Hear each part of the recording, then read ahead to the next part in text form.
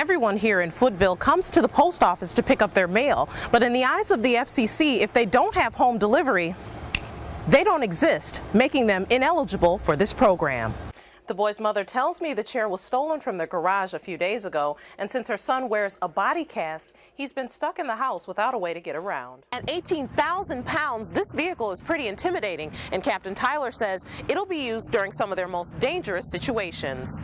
Even though the sun is shining, Rebout says this soil is just too moist for planting. He says it'll wreak havoc on their equipment and could impact the growth of the seeds. Now, it was raining a little bit earlier today, but things are starting to liven up here at the fairgrounds. The sun is shining, the merry-go-round is going. Investigators from the Argyle Fire Department, the Sheriff's Office, and the Division of Criminal Investigation now have the task of sifting through the debris.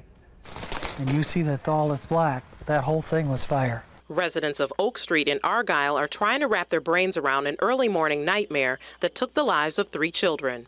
Lee Zerfla lives across the street. He says the children's father was the first to escape the home. Got up and finally wandered across the road in shock, and we could hear the mother screaming, "They're trapped, they're trapped."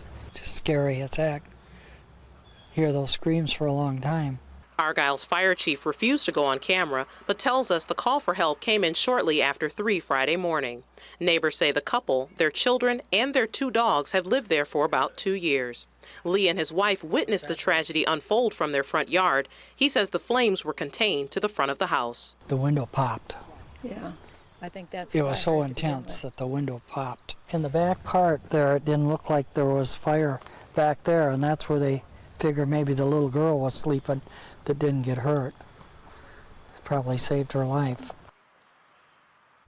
Again, the cause of the fire remains under investigation. It's also unclear if there were any working smoke detectors in the home. It's been a lifetime since some Stoughton fans have actually seen their basketball team playing here in Madison. Now, to say that they're excited, that's pretty much an understatement. The athletic director tells me that tickets for the afternoon game sold out in just 30 minutes. Purple pandemonium has taken over Stoughton. It's been a few years, but a long time coming, and these boys are really prepared. The Vikings' road to the state basketball tournament began with a surprise send-off rally, followed by a ride through town to receive well wishes from some of their smallest fans at the district's elementary schools. We're absolutely excited for this representation of our school and our community. These boys have been great ambassadors for the Stoughton community in the entire season, and this is just icing on the cake. Athletic Director Mel Dowd estimates about 50% of their student body wasn't at school on Friday.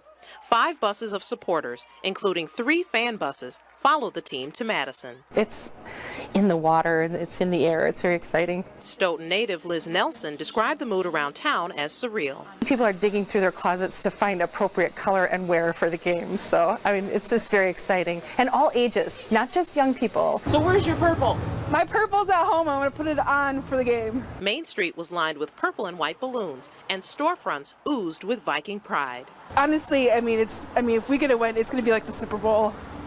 I honestly, these boys have worked hard all season. 7 decades is a long time to wait for an opportunity to hit the hardwood in Madison. Simply making it to the big game makes the Vikings champions. One thing that we like to say around here, we're one school, one community.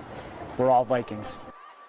Now, unfortunately, the Vikings did fall to Wisconsin Lutheran earlier today, but I can tell you by looking at their roster, about 9 of their 15 players should be coming back next year, so maybe that gives them good odds to come back here next year. That's right. After more than 6 decades of baking, Bob Hiller says he's only semi-retired, and he comes out of retirement a few times a year to cook up some concoctions for charity. These are Krispies, and they're just delicious. With $900, Bob Hiller bought his first bakery when he was just 14 years old. At 83, he's still making people happy with his savory sweets, and he's loving every minute of it. You get ready to sell a product, you meet such beautiful people. I just really enjoy baking, and I travel all over the world putting on bakery shows. Bob's got a staff of 6 people who help him get everything organized for his big sales. 10% of the proceeds from his 2-day Mother's Day sale are going to the Rock County Humane Society. The cream puffs and the cookies and eclairs all provide, you know, the microchipping, the spay and neuter surgeries, rabies vaccinations. Bob bakes up more than 9,000 dozen cookies, and they'll be sold here out of his wagon. So what's the secret to their success? He says it's the ingredients. From scratch. We used tons of butter and, yeah, no substitutes for anything. With decades of experience under his belt and a machine that cranks out 36 dozen cookies every 2 minutes, Bob makes baking this many treats look easy. But there's one thing the Cookie Man hasn't quite figured out. Oh, no, there's no calories in cookies. No, there is, but I can't help it.